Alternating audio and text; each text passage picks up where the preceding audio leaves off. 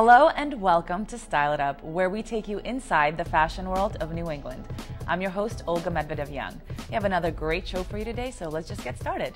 Boston Greenfest is just right around the corner with a festival filled with fun learning experience to address the important changes we need to make in our daily lives as well as in our neighborhoods. Here with us today is the Executive Director of Greenfest, Karen Weber. She's here with two of her guests to talk about the festival and the activities surrounded. Please welcome Karen Weber, as well as Francesca and Priya.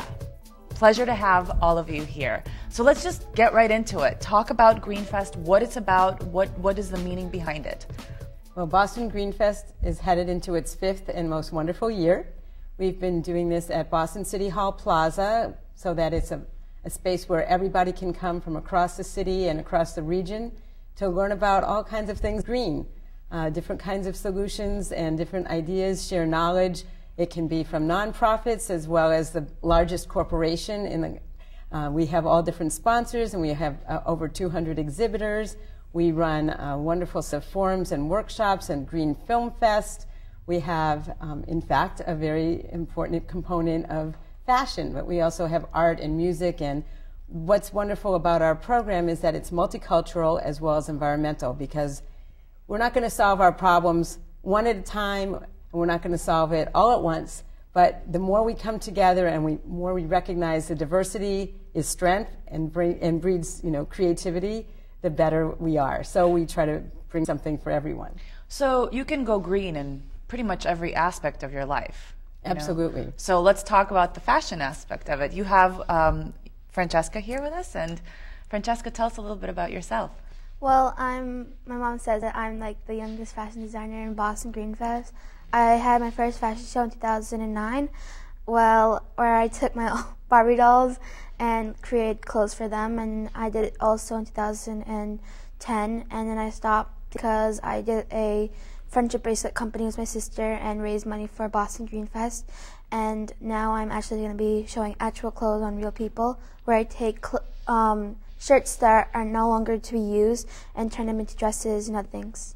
How fun. That's exciting. That's a whole lot that you did. So let's talk about Barbies. Were they Barbies that you were just going to get rid of and you decided to put them to good use? Yeah, like they were old Barbies, and I just started like looking at the clothes, and I was just thinking I got to do something with them.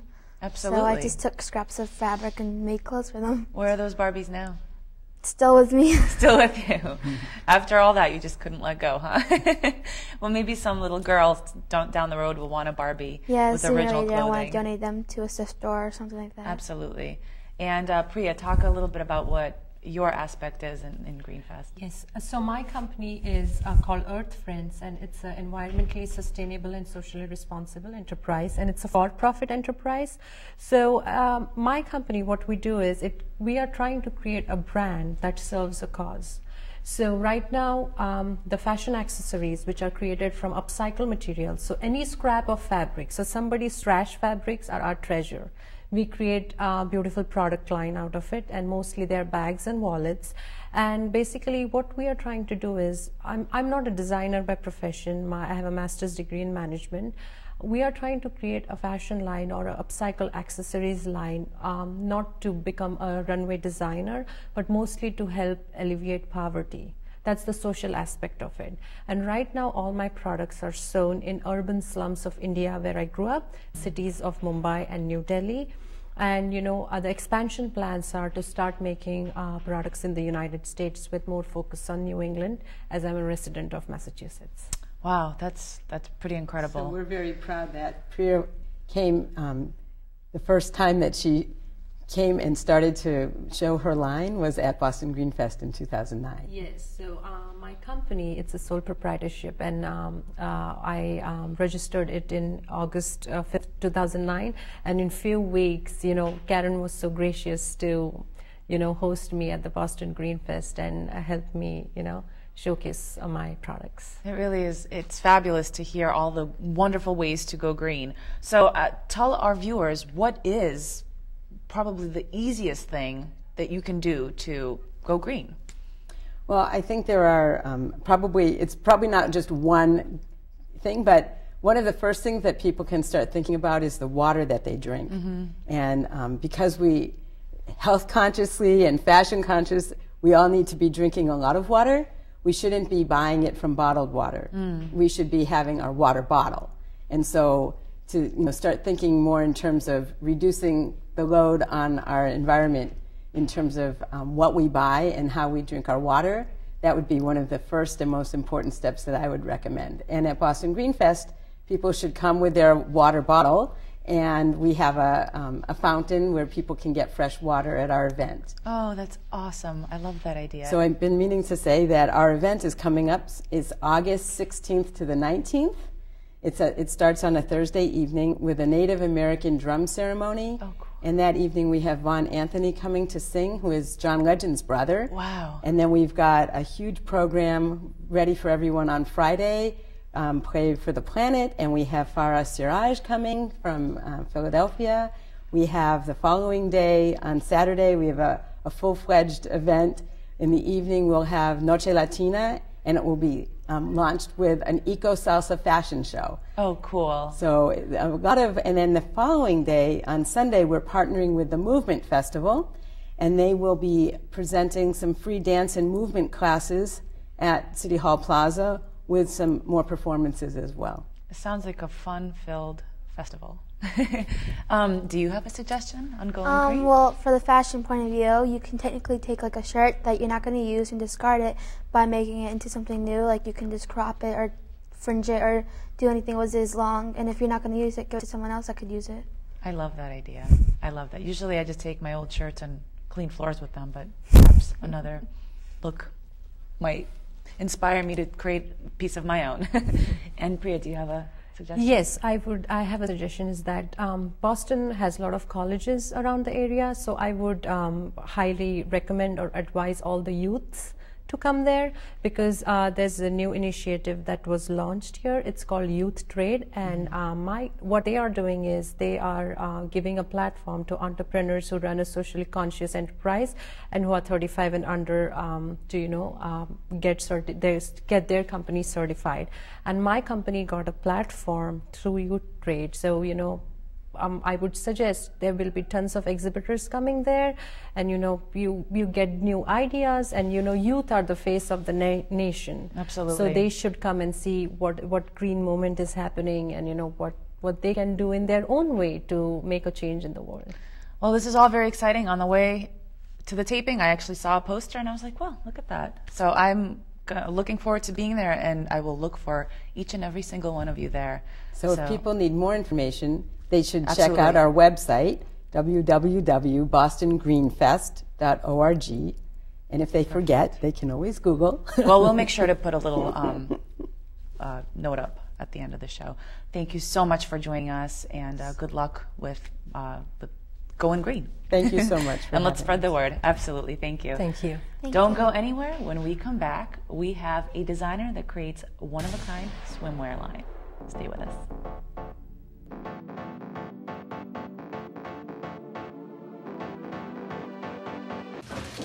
Mom, can I have $1? Yeah, it's right. I think my purse is upstairs on the bed. It's not here. Check the dining room. No. What about your sister's room? It's not there either. The upstairs closet? The downstairs closet? There are no more closets.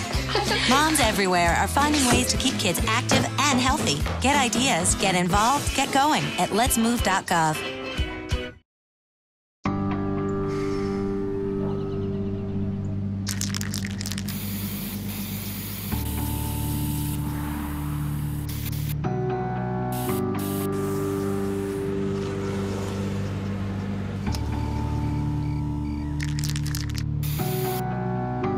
Turning a 20-foot wall into a canvas takes vision. So will getting into college. I've got what it takes. So do you.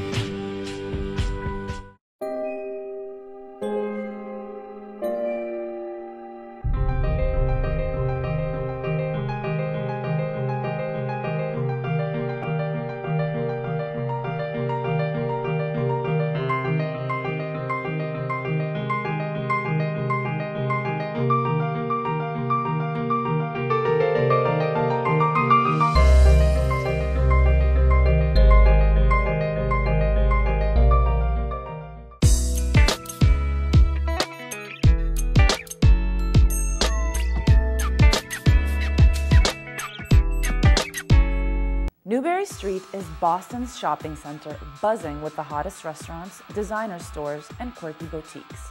Sitting in the center among them is Johnny Cupcakes. Like many people, upon entering the store, the words out of my mouth were, "Where are the cupcakes?" Well, despite the misleading name, Johnny Cupcakes does not bake or sell cupcakes. It is in fact an urban alternative clothing and apparel store. And if you look closer at the logo, a cupcake with crossbones suggests something a little less sweet. So what do cupcakes and clothing have in common, aside from the old, oops, just got frosting on my shirt?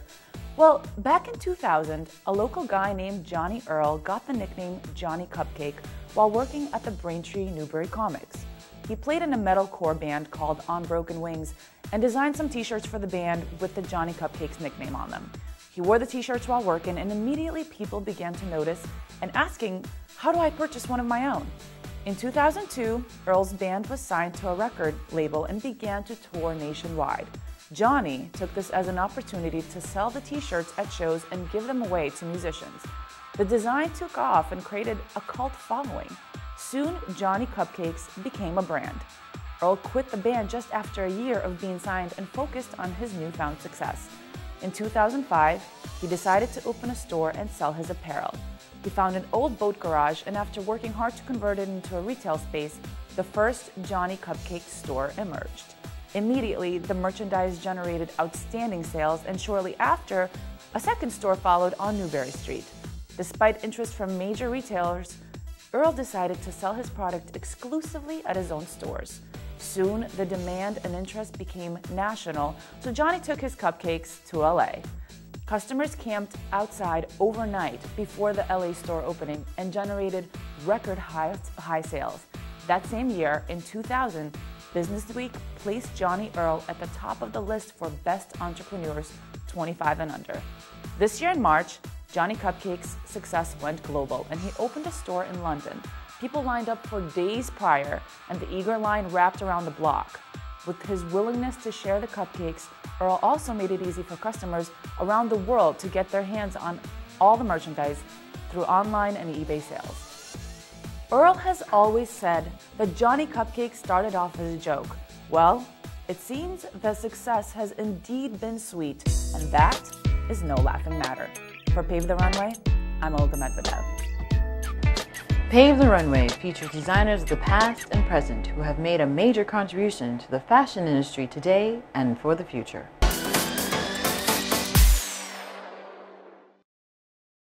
Welcome back to Style It Up. I'm your host, Olga Medvedev-Young. In the hot days of summer, hitting the beach or laying by the pool is perhaps the best way to cool off, but it's important to always stay fashionable. Our next guest is a designer who can help you do just that with her one-of-a-kind swimsuits. Duggan of South Shore Swimwear creates custom bathing suits for women and girls of all ages. From embellishments to embroidery to beading, Dana works with her clients to help them customize their ideal swimwear. She's here to showcase some of her pieces. Please welcome Dana Duggan. Dana, thank you so much for coming on. Thanks for being here. Thank you for having me. So why swimwear? Well, I started out as a designer for Reebok, and I learned a lot about working with stretch fabrics and performance fabrics and how to fitted swimwear. And then in 1998, I had the opportunity to branch out on my own and start my own business, and I started my swimwear business, originally called Bikini Hut, and then just made a name change in March of this year to South Shore Swimwear to encompass all the new styles that we have, such as the monokini and the tankini, and it's not just bikinis. So you customize, and obviously it's very important for a woman to feel good in her bathing suit. It is. Talk a little bit about how you make that happen. Sure. It is the most important thing to feel comfortable and confident in your swimsuit. So I first start out by working with women on their body type and what styles work best for certain body types. Some of them have more support in the top, and some of them are good at minimizing problem areas. So I first assess the woman's body type and then work with her on picking the best style for her figure.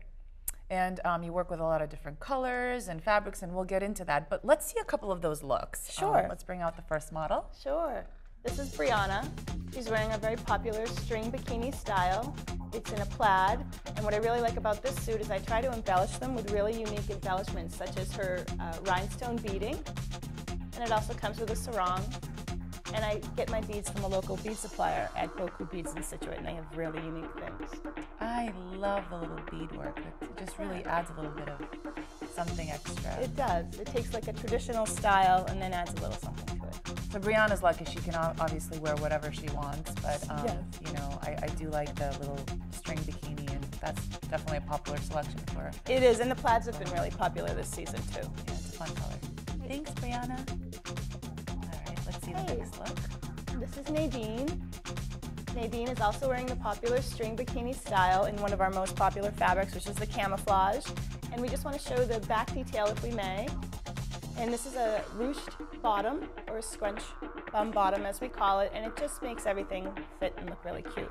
Kind of follows the natural line of the bum. It does. Doesn't it? I really like that. It's kind of ironic that you would have a camouflage bikini on the beach. Yes. I like that. It's been really popular. People like that. And the camouflage actually comes in different colors, not just the traditional green and brown. You can get it in red and pink and all kinds of funky colors. Thank you. Thanks, Nadine. See the next look. Okay, and this is Abby. Abby's wearing a great style. This is our triangle halter top. It's really good if you want a little bit more support in the top. And she's wearing our flirty skirt, which is just a sexy little bottom. And then let's see the back of that, if we may. She also has a basic bikini bottom on underneath the skirt. So basically, it's the skirt is not separate. It is separate. Oh, it is separate. Yes. Oh, wow. So fun. you can take it off and just wear the basic bottom if you want something skimpier. Thank Absolutely. you. And again, the plaids have been really popular. I really, really like that. Thank you so much. Thanks, Abby. Thank you. Okay, and this is Rebecca. Rebecca's wearing one of my new tankini styles in a white cheetah print, which is also always popular. Animal prints are always popular. She's wearing a sarong and a basic bottom. I like that. Okay, and let's just show her the neck detail at the back if you can. I try to use a lot of hardware and unique details, such as that, just to give it a little more bling. Did you customize this for somebody in particular, or just? No, this is part of the your ready-to-wear line, and it happened to fit Rebecca great. Yeah, I like that you incorporate sarongs and other things. Yes, because not everyone feels comfortable in just walking around in a bikini bottom. Absolutely. Thanks, Rebecca. Unless you're a supermodel, right? It's hard to just get on out there and let it all hang out, right? It is. Well, let's talk about a little bit of you have a great spread here of fabrics and patterns. Let's start over here. Sure. I stock 75 different fabrics at my shop, and this is what you're looking at here. I try to group them by metallics and animal prints, which have been really popular, especially these first few right here. Coppers and bronze have been very popular this year, as well as silvers. Any of the metallics. Animal prints, this is the one that Rebecca has on, have just been probably the most popular this year. Very cool. And then, Anneka, we're talking about camouflage, how you can get the traditional camouflage, and then you can go for something a little untraditional. That's fun. Yes. And then this one has like a metallic, shiny detail to it. Then we go into plaids, which I was telling you have also been popular, and I try to offer them in a bunch of different colors, not just the traditional. Black and white prints are always popular and sort of sophisticated, and they actually work well if you like to mix and match them. Then we have pink prints, pink and white. Stars and stripes are always popular. Very appropriate for 4th of July. Yes. I like that. And then these are some new ones, and they're sort of like retro, I would say, but like a paisley print, and these other sort of funky non-traditionals. Really? And then the solids, and all the solids are offered in a matte finish and a shiny finish, because some people don't like shiny. How hard is it to work with this type of fabric? Actually, they're all very easy to work with. The only ones that are a little more difficult are ones that have this treatment, which they call a hologram treatment, and it tends to make the machine very sticky because it's part of the adhesive process. So the machine requires a lot of maintenance when I do a lot of fabrics that have that treatment on it. But it's still workable. Do you have any men coming in and asking for? Well, they do, and I'm actually working on opening up the line to menswear next year. That's part of the change behind the name was to South Shore Swimwear, because it incorporated men's and boys and women's and tankinis and not just bikinis. So I have plans for 2013 to offer a line of men's and boys wear, starting out with a custom board short and then advancing into other styles of swimwear. Like a man thong? Well, maybe not that skimpy, but something like that. A brief. I mean, if somebody something asked. for everybody, sure. I do. I have a brief in the plans, as well as a tank top and a t-shirt and other more traditional styles. So do you sell all of your line in a store, or do you have your own store, or Yes. how does that go? Right now I'm selling them out of my own shop in Situate, Mass. And I see clients by appointment only. And then I also have a website, which is southshoreswimwear.com. And I have arrangements to sell them at a local surf shop in Situate called the Nor'easter. So any online business or not yet? Yes, it's going great. It's Yeah. been very busy. Good. And it is very seasonal because we're in New England, but it's been great. So do you plan to go national or just kind of local? I for do. now? As a matter of fact, next year I'm presenting at the Miami Metropolitan International Fashion Week, and this is our first international show in Miami next April. So I consider that my official international launch. Well, Dana, congratulations. Thank you. That's really great to hear. Let's bring out the looks one more time, just Okay. so that we have a Great. nice Thanks, ladies. visual for the guests one more time. Thank you, ladies. I mean, all of this is just great, and I love your use of color, and obviously you can tell that it's just done very well. Thank you. And sewn very well. Thank you. I take a lot of pride in that. I always say, I tell my clients that you can turn the swimsuit inside out and it looks as good on the inside as it does on the outside. I take a lot of pride in my construction. That's important, of Thank course, you. because you don't want to fall apart. No, in the middle of the definitely beach, not. As hot as it may be. Right. What is your website once again? It's www.southshoreswimwear.com. Awesome. Okay. Well, we'll definitely look out for you. Congratulations on Thank your you. first Fashion Week in Miami, and Yes. always come back and let us know. Thank you. I will. What your success and how it's going. I appreciate Thank that. You, Dana. Thank you, Olga. Absolutely. Unfortunately, that is our show for today. I want to thank my guest Karen Weber and her guests, and our designer Dana Duggan of South Shore Swimwear. Also, thank you to Rock Reunion for our wonderful ensembles, and to our amazing stylist Trisha Cromwell of Trust in Trisha.